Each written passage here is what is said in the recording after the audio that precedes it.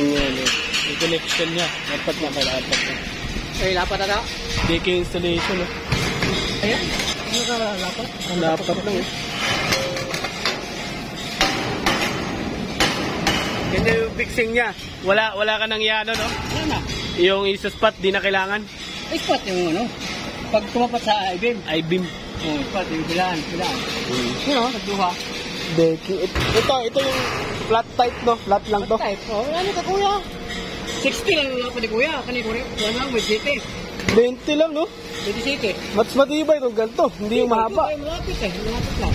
Isang baka lang kailangan mo dito. Decking na... Ano? Decking lang. Slab. Bakal. Sita lang. Tama na ito mo. Dua ka bulan. Full with si Rene.